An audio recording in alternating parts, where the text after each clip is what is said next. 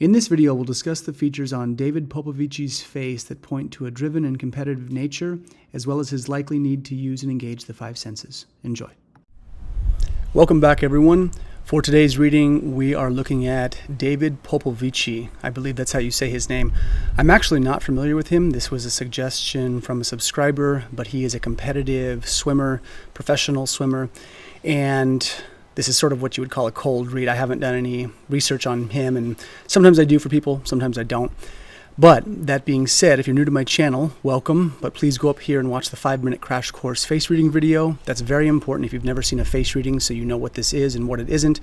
And if you're finding value in my content, please like, subscribe, hit that bell notification, share these videos with whoever you think will find it interesting. In looking at his face, there's a number of things that come to mind right away. One is the death mask. So I've talked about this in my other videos. So I'll talk about the death mask. I'll break it down into a few sections.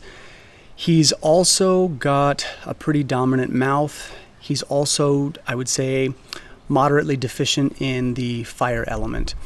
And so I'll talk about what those things mean in terms of lifestyle augmentation.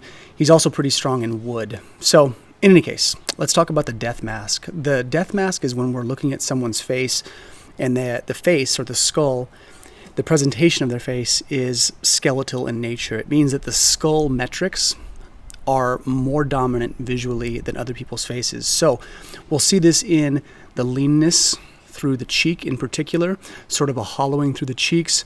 There's sort of a cut and angular-like quality to the face, which his face definitely carries. So if a person has the death mask, the title, the name sounds a lot worse than it actually is. It doesn't mean that imminent death is coming to find you or that you're going to be dead soon.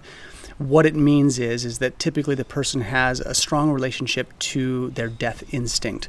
Now, that means sometimes people will partake in very risky behavior, like Alex Honnold, who has the death mask. You can go up here and watch that video on Alex Honnold if you'd like to.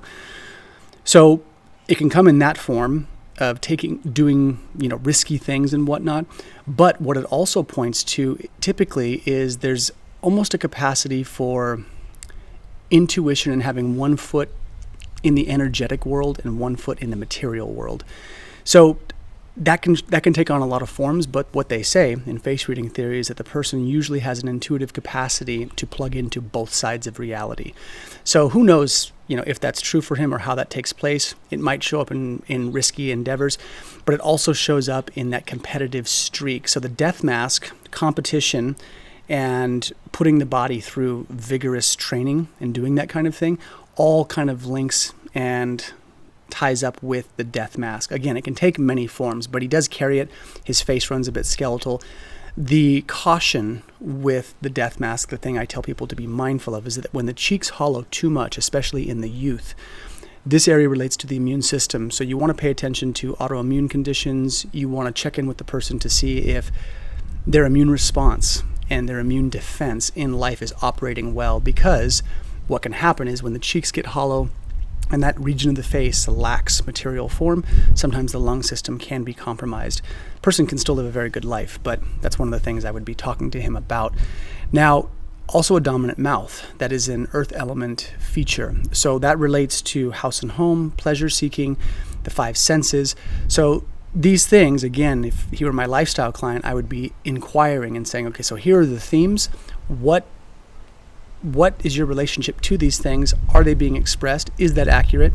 And if it's not being expressed, let's talk about it and see how we can get that moving in your life. Because again, the features we carry are sort of a signpost for how we should be living to a degree to be in our most optimally expressed state.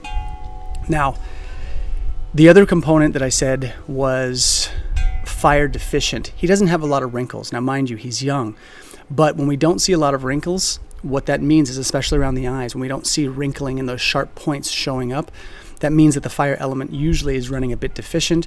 So things like spontaneity, fun, joy, and the integrity of joy staying in the fabric of our life sometimes can be diminished.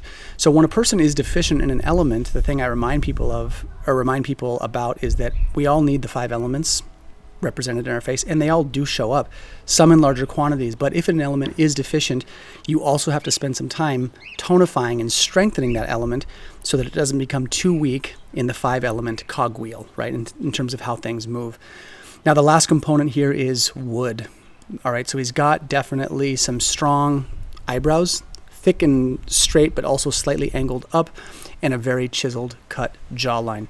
So when we see the wood metrics like that, that points to strength in the ligamental tissue typically. So strong cut jaw, big eyebrows. Those wood features relate to vigor, drive, athleticism, high intensity exercise. Now, mind you, he's a swimmer, so this definitely links up in terms of how he's living. But when we see those chiseled features, the other thing that points to is strong hormonal response in the body. And as we know from all humans, the stronger the hormonal response from men and women. If we have good hormones as we age better, we have more energy. Typically, we have a better sex drive. Typically, we are more resilient. So having strong wood features usually is a marker for drive in the physical body in some way, which it sounds like he's definitely doing because he's a swimmer. So these are the key themes, the key ideas for today. Hope you're all doing well. Thanks for your time. Take care.